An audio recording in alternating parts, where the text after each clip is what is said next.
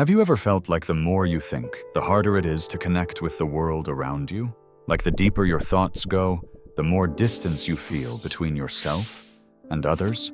You're not imagining it. That quiet sense of disconnection has followed deep thinkers for generations. There's something about thinking too clearly that makes it difficult to stay close to people. Not because you choose distance, but because distance starts to form on its own. The change doesn't happen all at once. It begins slowly. You start noticing things others don't mention, a contradiction in a conversation, a comment that doesn't make sense, an opinion repeated without thought. And no one seems to notice but you try to bring it up, not to argue, just to understand. But the response is rarely interest. There's a pause, a slight shift in the room. Someone makes a joke or changes the subject. The moment passes, and you're left holding a thought no one wanted. This happens again, then again, until a pattern begins to form. You become quieter, more careful. Not because you've run out of things to say, but because you've learned most people aren't listening for depth. People don't always push back. They just stop engaging. They glance at their phones. They give you that polite smile, the one that means the conversation has gone too far. They move toward something easier, something familiar. You don't blame them, but you notice. And over time, that noticing changes you. Most conversations begin to feel like performances, scripts repeated out of habit, reactions timed the same way, topics orbiting the same surface-level concerns. You try to play along, but your mind drifts. Not because you're above it, but because something in you has stopped pretending it matters. You start feeling alone, even when you're surrounded by people. Not isolated in space, but disconnected in substance. As if everyone else is tuned to a frequency that no longer reaches you. This isn't something new. It's something that's been happening for centuries. Socrates spent his life asking questions that made people uncomfortable. He believed that wisdom began with admitting what you didn't know. And for that, he was put to death. Galileo presented evidence that contradicted the worldview of his time. He wasn't rewarded for it. He was silenced. Tesla imagined a future the world wasn't ready to understand. He died alone, while others built careers on his ideas. These weren't failures of communication. They were examples of what happens when someone sees clearly and speaks anyway. Arthur Schopenhauer understood this dynamic better than most. He believed that intelligence often leads to separation. Not because the thinker wants to be separate, but because they become difficult to mirror. When most people look at the world, they see what they've been shown. When the thinker looks, they see how it works. Schopenhauer wrote that a high intellect tends to withdraw from others. He wasn't talking about arrogance. He was describing the natural result of being too awake in a world that relies on distraction. The more you understand, the less you can pretend. And the less you pretend, the more others don't know what to do with you. If you've ever felt that quiet distance in a room, that invisible wall between your thoughts and the conversation, you're not imagining it. You're not broken. You're not too much. You're simply tuned into something others haven't learned to hear. And once you begin to hear it, you can't unhear it. Most people assume that intelligence is something you should be grateful for. It's treated like a gift, something that opens doors, a path to success, a tool for progress. But for Arthur Schopenhauer, intelligence came with a cost. Not because it failed to work, but because it worked too well. He believed that the more you understand, the harder life becomes. Not in a dramatic way, Not in the way movies portray tortured geniuses, but in the quiet, steady weight of seeing too much and being unable to unsee it. Schopenhauer's view of human nature wasn't optimistic. He didn't believe that people were guided by reason or clarity. He believed we were driven by something deeper, what he called the will. The will isn't rational, it isn't reflective, it just wants. It moves through life craving pleasure, avoiding discomfort, clinging to survival. Most people live under its control without ever noticing. They chase things because they've been taught to. They repeat beliefs without ever asking where they came from. They find comfort in distraction, in routine, in doing what everyone else is doing. But the intelligent person? They notice the pattern. They start to question. They begin to ask why. And that's when the burden begins. Because once you start seeing through things, the social rituals, the empty traditions, the scripts people follow, it becomes harder to participate in them. You walk into a conversation and already know where it's going. You hear someone explain their beliefs, and you can see the contradictions before they finish their sentence. You scroll through social media and feel more detached with every post. Not because you're cynical, but because you're awake. Schopenhauer believed this awareness created distance. Not the kind you choose, the kind that happens when your internal world no longer matches your external surroundings. The more aware you become, the less you can relate. And the less you relate, the more alone you begin to feel. It's not that you dislike people. It's that your mind no longer fits easily into the spaces where other people find comfort. You sit at dinner tables and feel yourself drifting away. You hear the conversations, but your thoughts are somewhere else. You smile when expected, nod at the right moments, but the connection doesn't land. And eventually, you stop expecting it to. This is what Schopenhauer meant when he said intelligence isolates. Not because you withdraw out of superiority, but because the clarity you've gained creates a kind of quiet exile. He described it as a shift in perspective. Once you step outside the collective illusion, you can't go back in. And even if you wanted to, you'd never fully belong again.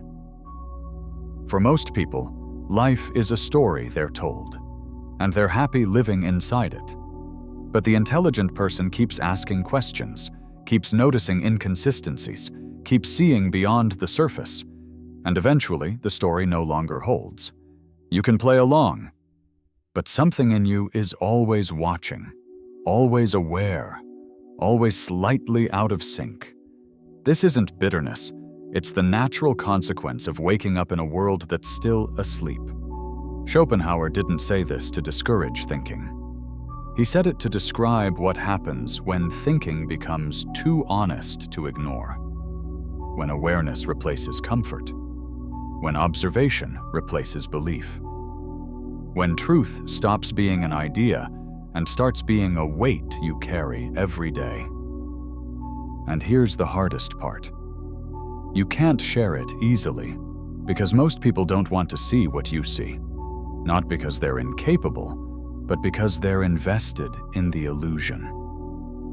They need it. They've built their lives around it.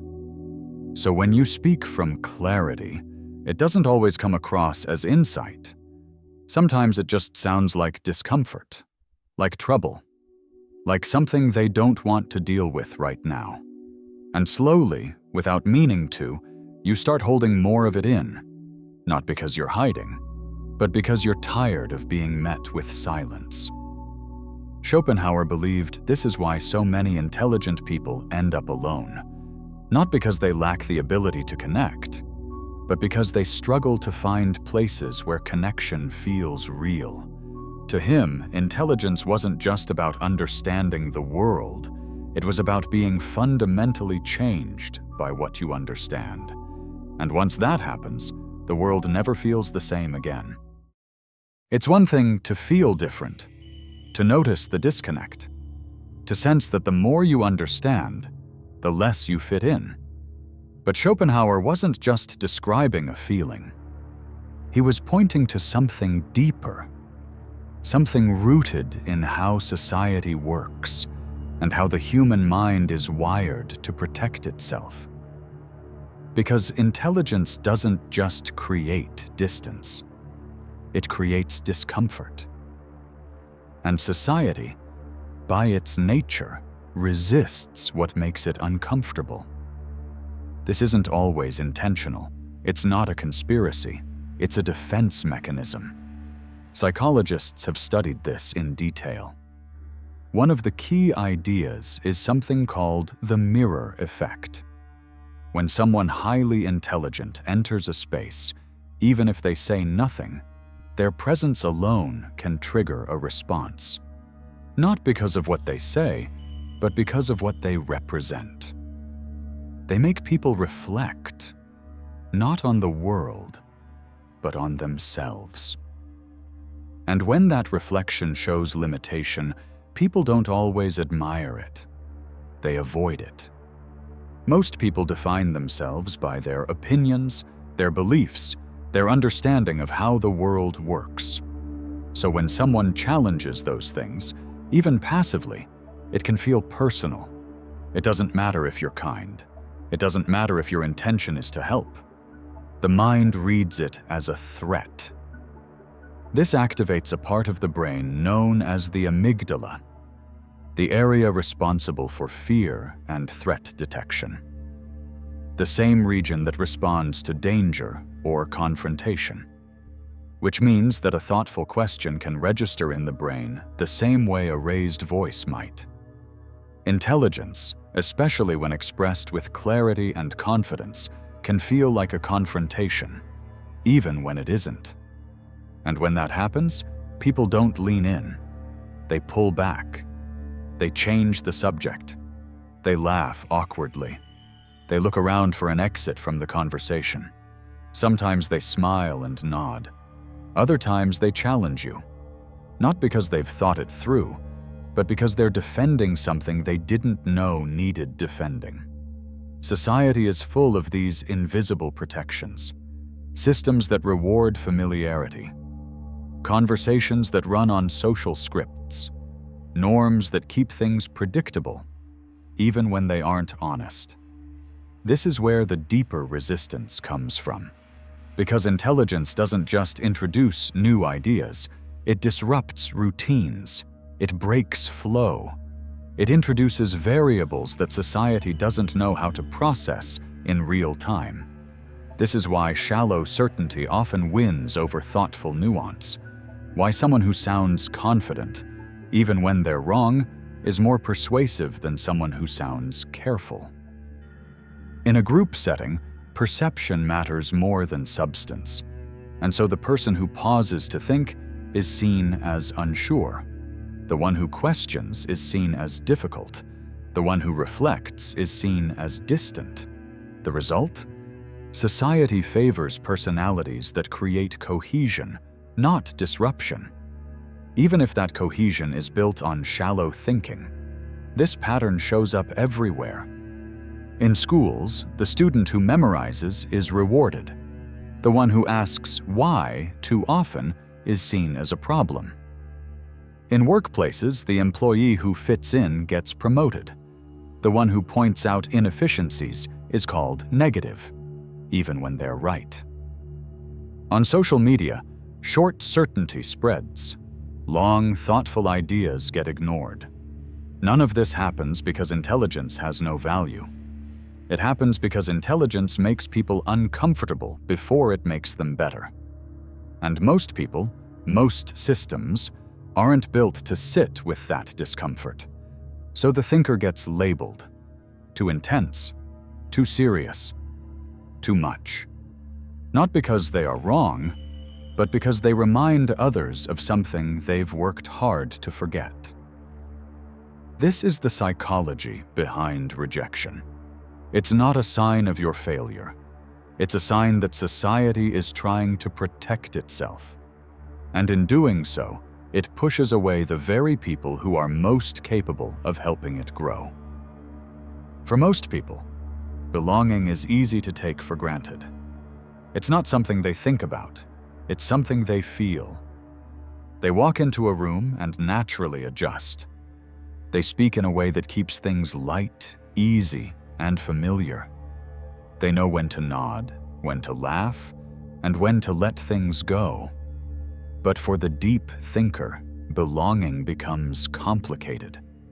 Not because they don't want connection, but because they see too much to fully blend in. It starts small. You notice something in the conversation that no one else seems to catch.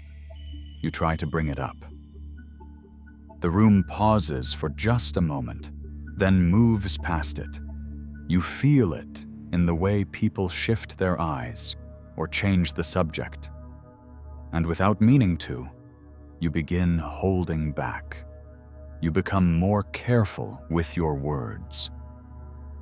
You observe more than you speak, not because you want to stay silent, but because you've learned what's welcome and what isn't. Over time, this changes how you relate to the people around you.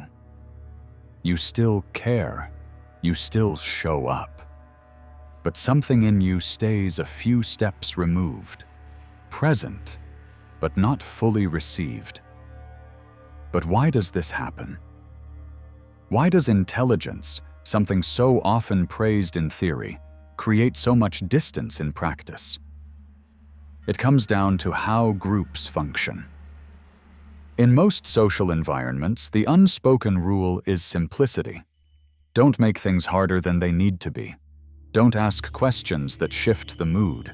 Don't break the rhythm. This isn't malicious, it's instinctual. People rely on predictability to feel safe, especially in group settings. They want connection, not disruption. And intelligence, when it sees too clearly or speaks too directly, tends to disrupt, even without trying to, even without meaning to.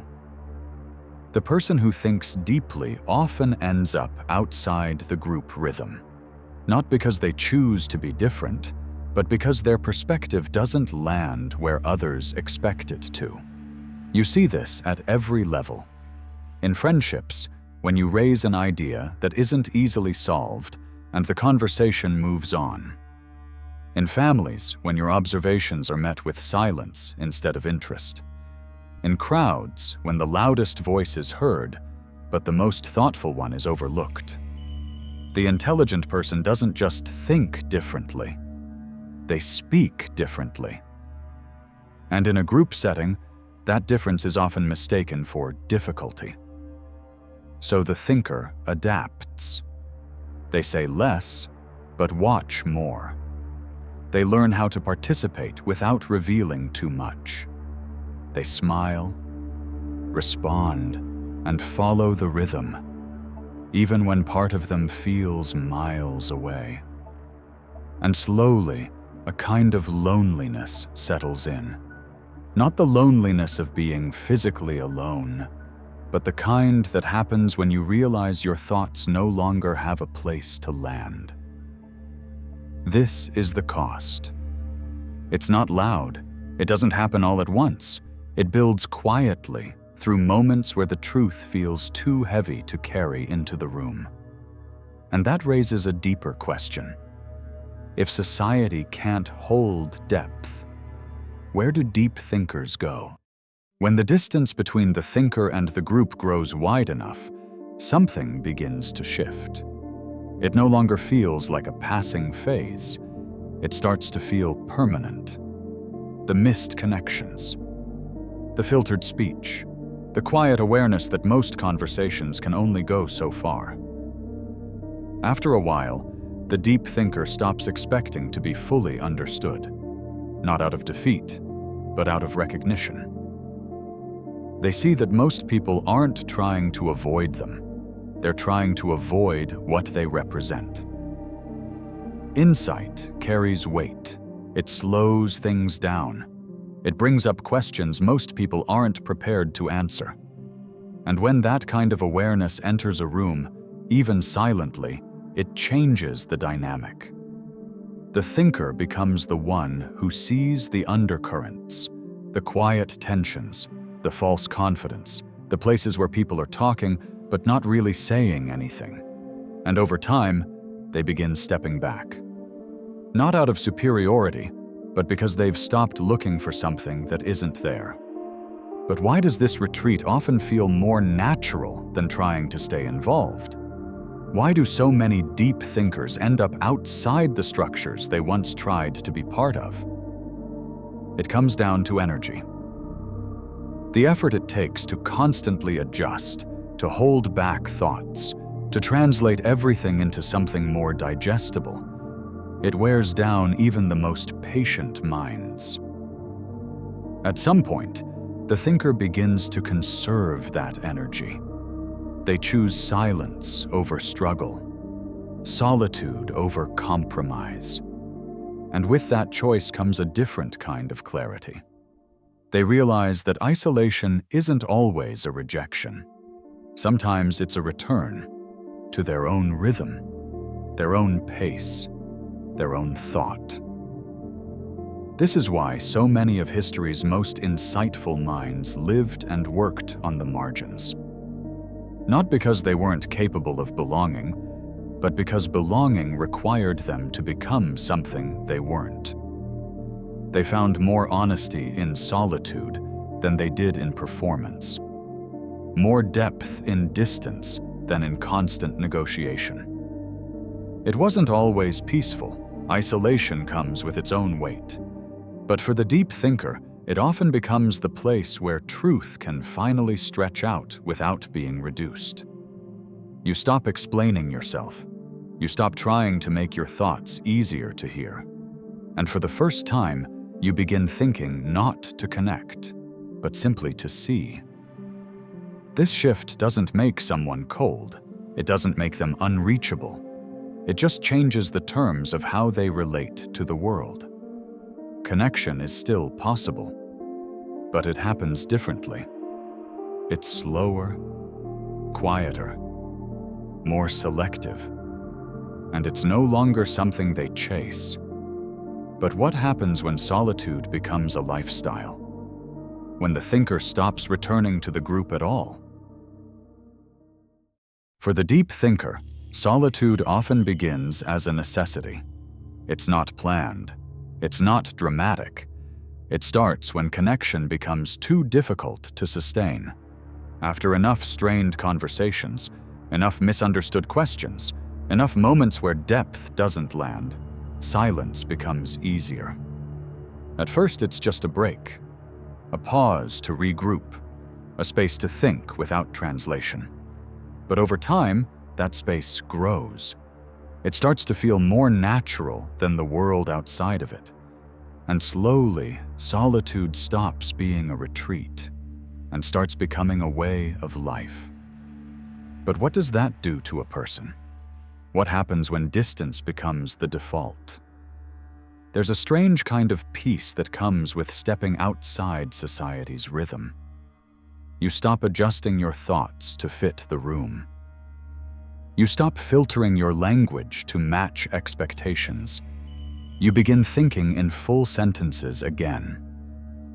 Ideas stretch out. Time slows down. There's no need to shrink your insight into a sound bite. And in that quiet, something else appears.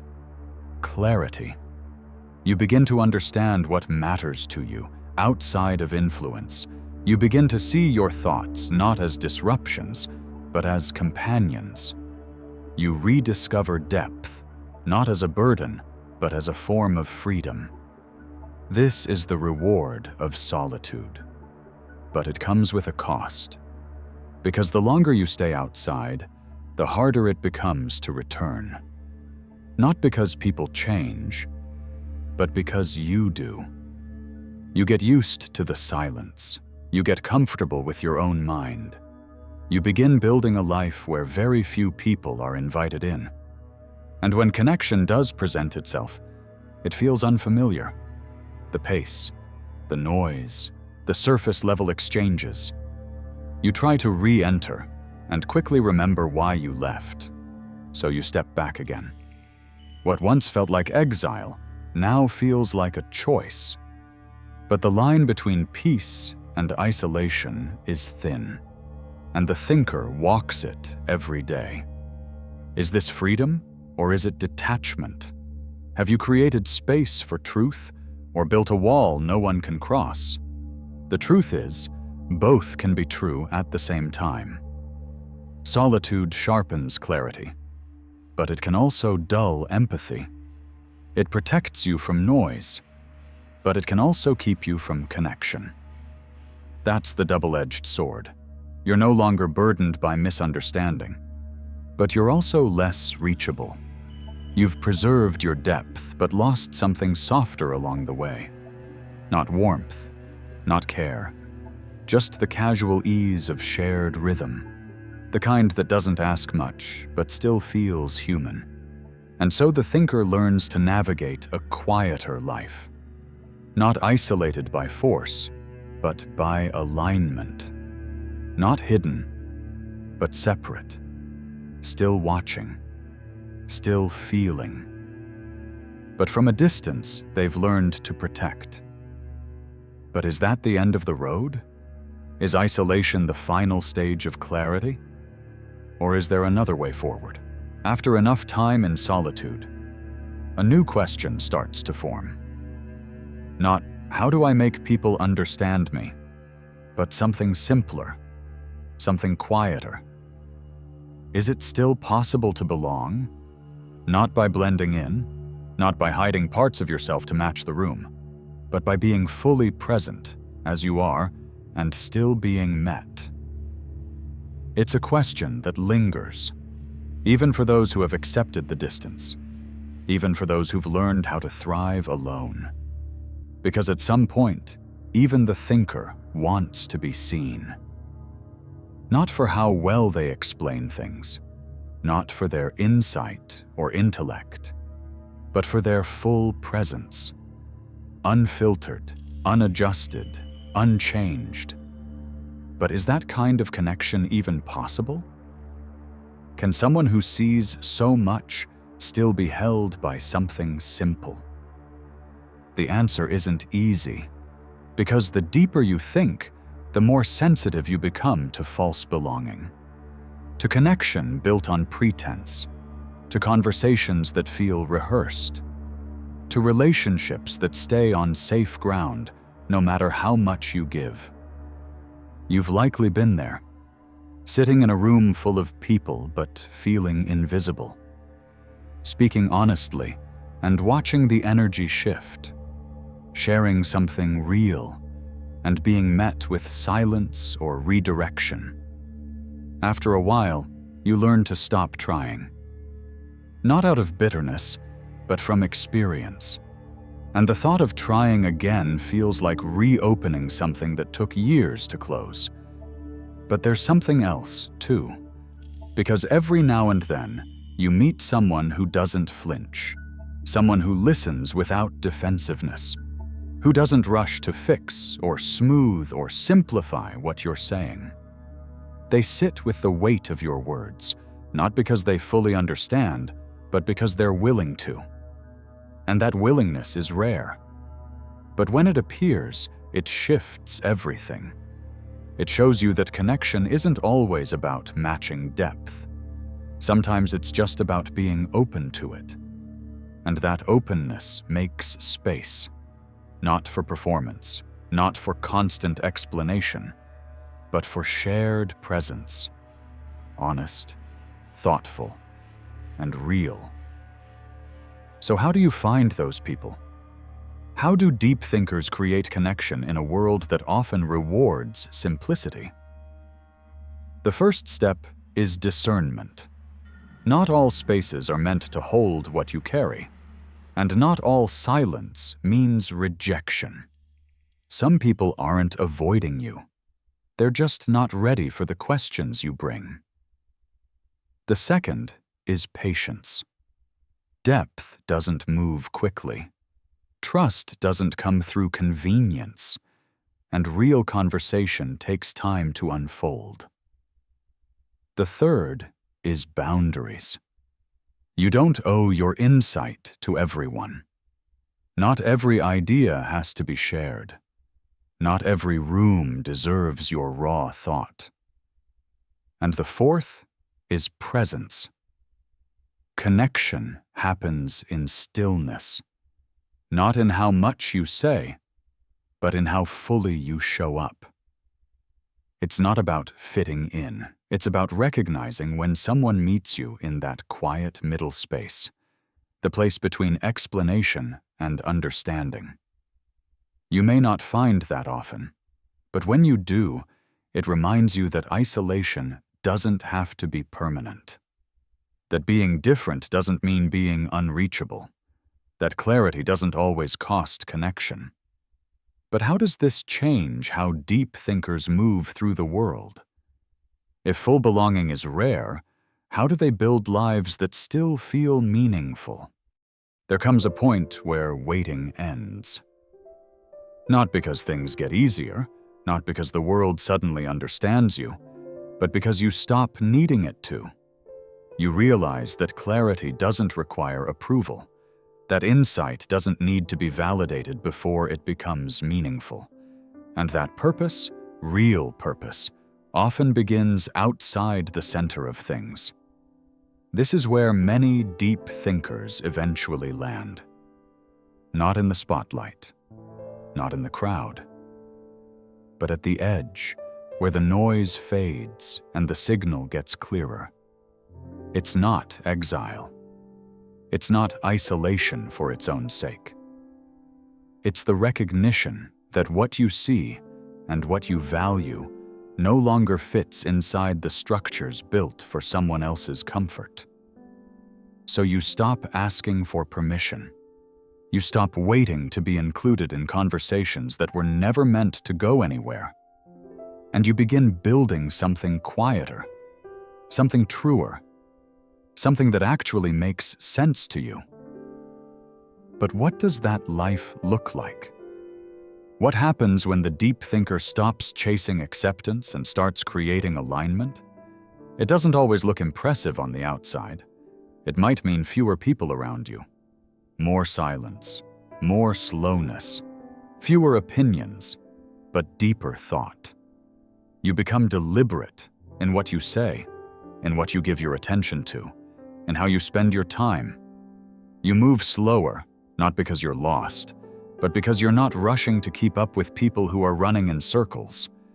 You begin choosing discomfort over dishonesty, solitude over performance, clarity over applause. You start living in a way that reflects your inner world, instead of bending your inner world to fit into someone else's version of success. This shift isn't loud. It doesn't make a scene, but it changes everything. Because for the first time, you're not reacting to the world. You're building a relationship with it on your own terms. You stop waiting for understanding. You stop trying to be seen in places that aren't capable of it. And you begin asking a different question. What do I want to create now that I've stopped trying to belong? That question opens a new kind of freedom. It breaks the loop. It replaces the search for permission with the quiet work of meaning-making. And that's the work most deep thinkers end up doing. Not because they were driven by ambition, but because the cost of living falsely became too high. So they build at the edge, not to be admired, not to be praised, but because it's the only place where truth and peace can exist in the same space. But what happens when the edge becomes your home? Does it mean you're finally free? Or does it mean you've simply learned to live without being seen? At some point, every deep thinker wonders, if no one hears what I see, does it still matter? It's a quiet question, one that doesn't come from ego, but from a simple human truth. We want to be witnessed, not for status, not for fame, but to feel real in the eyes of another. And yet, for many thinkers, that recognition never comes, not fully, not at the level where it counts. They speak with care, they see with precision. And the world, more often than not, moves on without noticing. So the question lingers. Does insight have value if it's invisible? If no one reflects it back, is it still real? It's a difficult question, because most of society is built on feedback loops. Say something clever, get applause. Make something useful, get attention. Share a thought, watch it echo. But deep thought doesn't echo easily. It's often too slow, too honest, too complex to travel quickly. And because of that, thinkers often find themselves living with truths that no one else is ready to hear. They carry ideas that don't get applause. They notice patterns that don't go viral. They see cracks that others ignore, not because they're flawed, but because they're inconvenient. And slowly, the thinker learns to live without the feedback. They start holding meaning quietly, not because it's easy, but because it's necessary. They stop measuring insight by how it's received and begin recognizing its value in how it aligns with what's real. But how do you stay grounded in that? How do you continue seeing clearly when no one reflects it back? The answer begins with orientation. You stop facing outward. You stop asking the world to mirror what it can't see. And you start facing inward, not as escape, but as anchoring. You recognize that clarity is not performance, that truth isn't a product, that awareness, in its purest form, does not require permission to exist. This isn't detachment. It's not some abstract rejection of the world. It's simply the recognition that your insight doesn't need to be validated to be real. It matters because it's true. It matters because it helps you move through life with greater precision, greater peace, greater honesty. Even if no one claps, even if no one notices. You start finding meaning in alignment, not reaction, in seeing things as they are, not as others want them to be. And from that place, a different kind of strength begins to grow. Quiet, internal, steady. It doesn't ask to be seen, but it's there, and it holds. But even then, one final question remains. If insight doesn't need to be seen to matter, then what is it for? Not every impact is loud. Not every influence announces itself. Some contributions happen quietly, without reward, without recognition, without the world even realizing they came from someone who was watching from the edge. This is where deep thinkers leave their mark. Not always through invention or leadership or fame, but through presence, through the way they see, through what they refuse to ignore. Even when they are silent, they are shaping the atmosphere around them. A question held too long in a quiet room. An insight offered, then ignored, but later remembered. A conversation that could have stayed shallow, but didn't, because someone in the room refused to settle for surface. These moments are small. They rarely get noticed, but they change things. The deep thinker holds a kind of truth that others feel, even if they cannot name it. And that feeling lingers. Not because it was pushed, not because it was marketed, but because it was real. When a person sees clearly, they change how others move, even when they say nothing. They raise the standard for what passes as meaningful. They slow the pace just enough to invite reflection.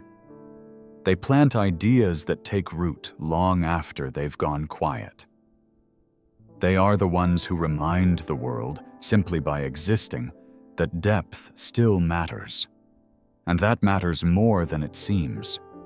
Because in a culture that rewards volume over substance, the person who chooses silence carries something sacred. Not because they are better, but because they are unwilling to betray what they see. That refusal, to rush, to perform, to oversimplify, is its own kind of offering. It brings stillness. It brings weight. It reminds others, often without words, that there is more to think about. You don't have to teach a lesson for someone to learn from how you move. You don't have to explain your thoughts for them to leave an impression. You don't have to be visible to matter. You simply have to remain honest. That's the real contribution. Not what you create for others to applaud, but what you preserve inside yourself when no one else is looking. The clarity, the care, the refusal to dilute what you know is true. This is what deep thinkers bring to the world. Not always in ways that can be measured, or captured, or named, but in ways that stay. Your depth is not a flaw to fix, or a burden to hide. It is a presence the world may never fully understand.